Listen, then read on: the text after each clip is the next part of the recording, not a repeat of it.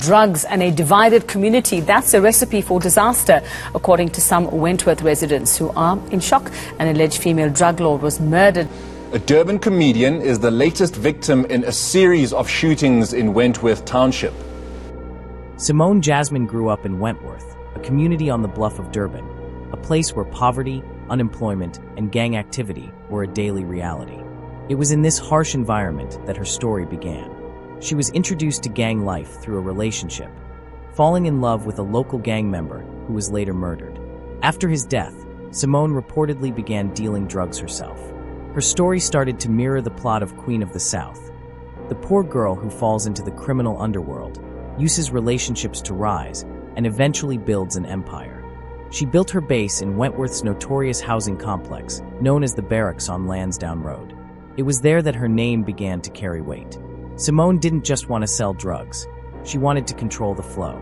She shifted her focus from street dealing to wholesale distribution, expanding her reach into Umlotsi, Lamontville, and Kwamashu. By now, she was no longer just a local dealer. She had become a brand. People called her the Queen of the South, and others the Black Widow, a nickname born from tragedy, as several of her partners and associates were killed. As Simone's empire grew, so did her influence and her enemies.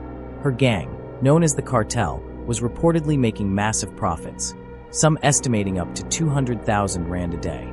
Simone began investing in property and even owned several Uber vehicles, using legitimate businesses to disguise her income. But what made her so fascinating was how she was seen in her community. To outsiders, she was feared, linked to violence, shootings, and intimidation. But to some locals, she was admired. She paid electricity bills for struggling families, handed out food parcels, and even threw parties for children. Her personality was a mix of charm and menace. Around men, she could talk tough, dressed in tracksuits, fluent in gangster slang. Around women, she could transform, confident, stylish, and commanding. This duality, part benefactor, part boss, was what made her so powerful. When she wanted to take control of a new area, her intentions were clear. Shootings would erupt, rivals would disappear, and her influence would spread. But power never comes without enemies. As she expanded into rival territories, especially those linked to taxi and drug networks in Umlotsi, tensions rose. A deal gone wrong would soon start a chain reaction that brought her empire under fire. No empire lasts forever, and Simone Jasmin's was no exception. Police had been watching her for months. The KwaZulu-Natal anti-gang unit, together with crime intelligence, began cracking down on her network. Several of her alleged associates, and even a local policeman, were arrested. Simone herself was taken into custody alongside known associates on charges including murder, attempted murder, and conspiracy to commit murder. Yet somehow, she managed to get bail. But the damage was done. Her position was exposed. Her enemies saw weakness.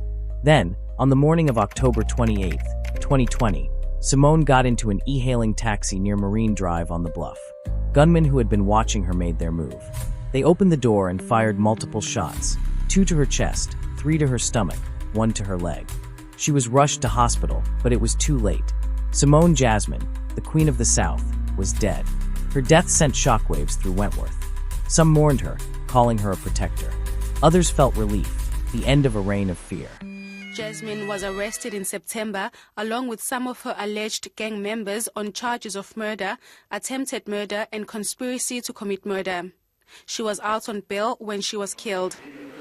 Her family insists she wasn't involved in crime, describing her as a loving person who cared for her community. See what's been published in the papers and all is not true. She wasn't involved in any murders and, and she's never ever been convicted of anything. So I don't understand why people are talking a whole lot of nonsense and posting their rubbish comments on Facebook.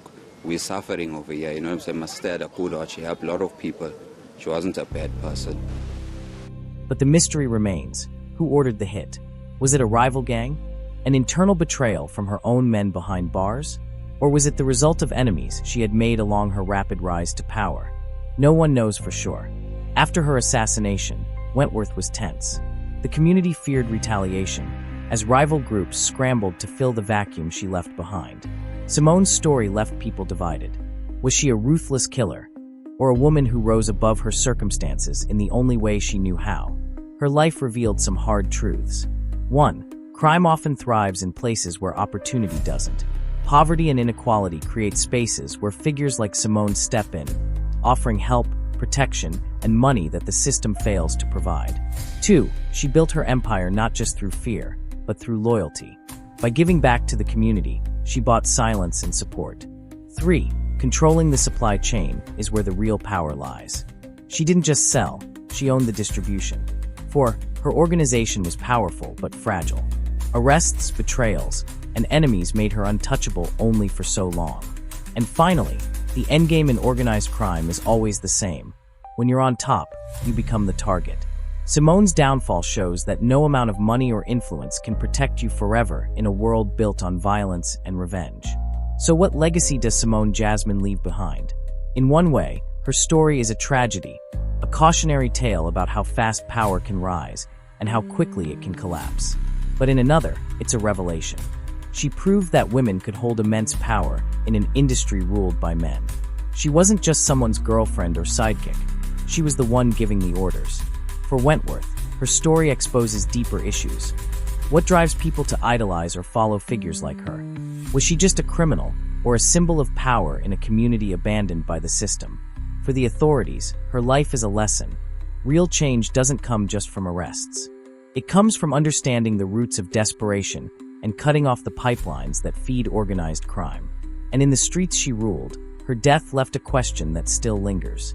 When the Queen of the South fell, who took her throne? And that was the story of Simone Jasmin, Moni, the Queen of the South from Wentworth. A story of power, loyalty, betrayal, and tragedy. From a local girl to a feared drug boss, from benefactor to target.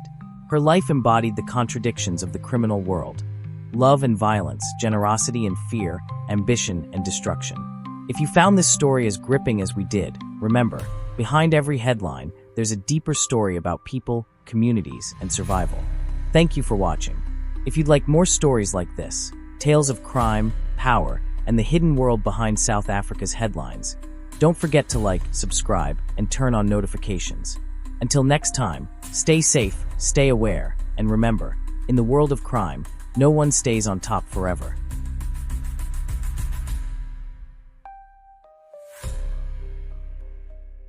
Police have opened an investigation into Jasmin's murder. Letty Wemdluli, Durban. The family of Simone Jasmin, better known as the Queen of the South, has rubbished claims that she was involved in murder or attempted murder.